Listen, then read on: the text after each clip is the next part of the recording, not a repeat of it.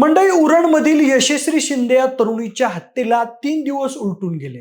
पोलिसांनी मुख्य आरोपी दाऊद शेखला देखील कर्नाटकमधून अटक केली आहे। त्याच्यासोबत आणखीही एक जणाला अटक केली आहे। दरम्यान दाऊदनं यशस्वीच्या खुनाची कबुलीही दिली आहे। पण यशस्वी गायब झाल्याच्या दिवसापासून तिच्या हत्येपर्यंत नेमकं काय काय आणि कसं घडलं, दाऊदनं तिची हत्या केल्यानंतर कर्नाटकला कसा पळ काढला, आतापर्यंत पोलिसांच्या हाती त्या प्रकरणी नेमकी काय काय माहिती लागली आहे, काय घडतंय यशस्वी शिंदे मर्डर केसमध्ये, याचा आपण या व्हिडिओद्वारे आढावा घेणार आहोत। नमस्कार, मी प्रथमेश आणि तुम्ही पाहताय विशेष भारी। म्हणजे सुरुवातीला तर ही घटना नेमकी आहे काय त्याची थोडक्यात माहिती घेऊ। तर पोलिसांनी घटनेनंतर दिलेल्या माहितीनुसार यशस्वी शिंदे ही तिच्या कुटुंबियांसह उरण इथं राहत असून ती बेलापूर मधील एका कॉल सेंटरमध्ये काम करत होती।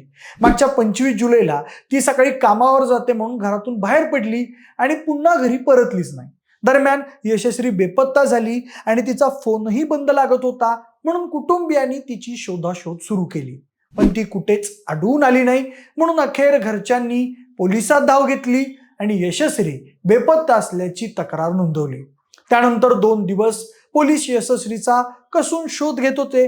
दरम्यानच्या काळात पोलिसांनी तिचे कॉल रेकॉर्डिंगही चेक केले असता ती दाऊद शेख नावाच्या एका मुलाबरोबर सातत्यानं फोनवर बोलत असल्याचं आढळून आलं।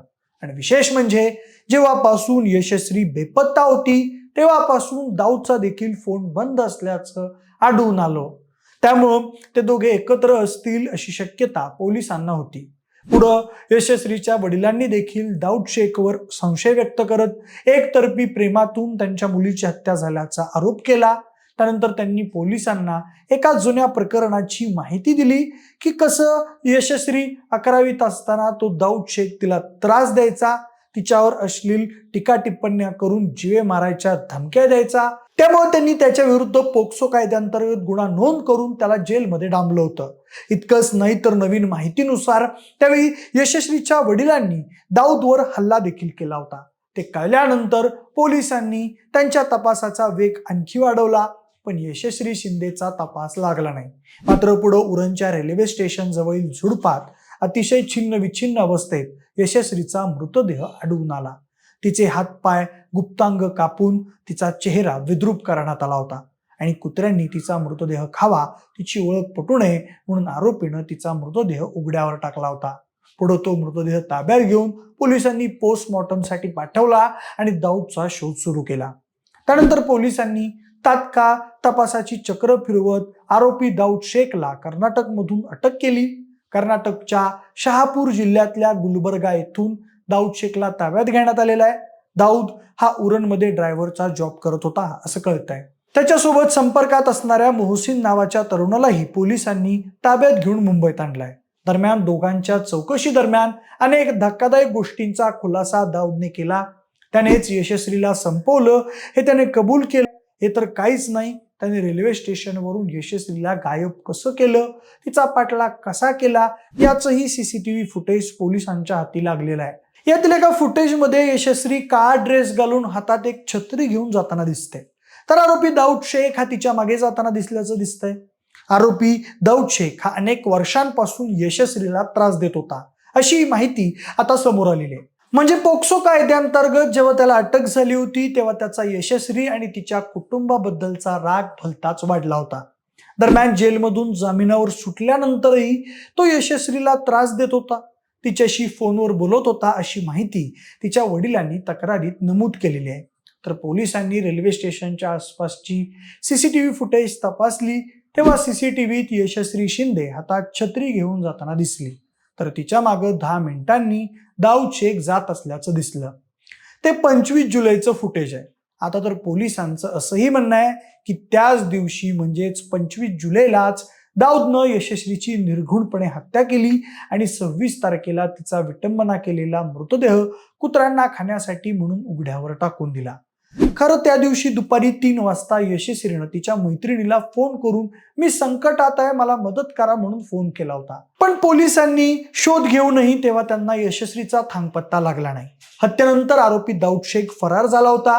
त्याला पकडण्यासाठी नवी मुंबई पोलिसांनी संपूर्ण यंत्रणाच कामाला लावली होती, परंतु आरोपी हा वारंवार त्याचं लोकेशन बदलून पोलिसांना गुंगारा देत होता। गेल्या 4 दिवसांपासून आरोपी सातत्यानं त्याची ठिकाणं बदलत होता. दरम्यान अतिरिक्त पोलीस आयुक्त दीपक साकोरे यांनी दिलेल्या माहितीनुसार 27 जुलै रोजी हत्येचा गुन्हा दाखल झाल्यानंतर गुरुवारपासून 8-9 पथकं त्या प्रकरणी काम करत होती. या दरम्यान नातेवाईक, मित्रपरिवार आणि स्थानिकांची चौकशी केल्यानंतर 2-3 संशयित त्यांनी निश्चित केले होते. त्याकरता नवी मुंबई, कर्नाटक इथंही तपास पथकं पाठवण्यात आली होती. 2 पथके तिथं मागील 5 दिवसांपासून कॅम्प करून होती आणि मुंबईतून त्यांना एक टीम सातत्यानं केसची इनपुट्स देत होती. त्याचाच आधार घेऊन दाऊद शेख याला पोलिसांनी ताब्यात घेतलं. आता चौकशी दरम्यान हे कांड त्याने एकट्यानं केलंय की अजून कोणी त्याच्यासोबत होतं याचा मागोवा काढला जात आहे. तसंच दाऊद सोबत पकडलेला मोहसिन हा देखील आरोपीच्या आणि मैताच्या संपर्कात होता, म्हणून आम्ही त्याचीही चौकशी करत आहोत असं पोलिसांनी सांगितलंय. कुठलाही अँगल आम्हाला सोडायचा नव्हता. 3-4 संशयित आम्हाला वाटत होते. त्यापैकी हा जो संशयित आम्ही ताब्यात घेतला आहे त्याची आम्ही चौकशी केली. दाऊदनं कबुली देखील दिली आहे आणि त्यात सध्या तरी दुसरा कोणी संशयित नाही असं साकोरे म्हणाले.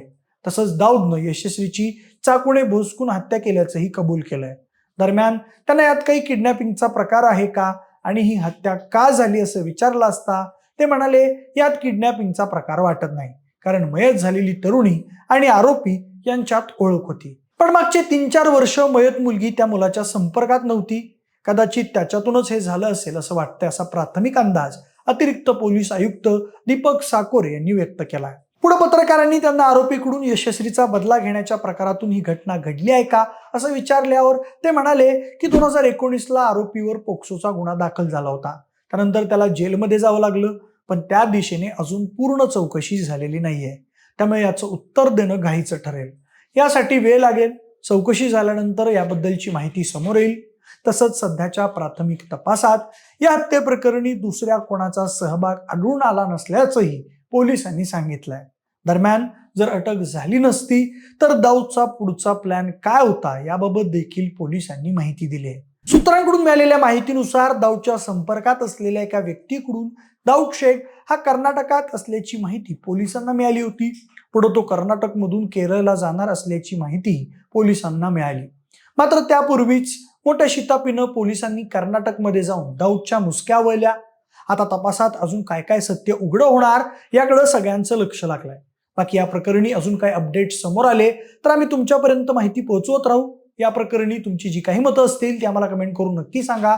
सोबतच आपल्या विशेष बरी या YouTube चॅनलला देखील सबस्क्राईब करायला विसरू नका. धन्यवाद.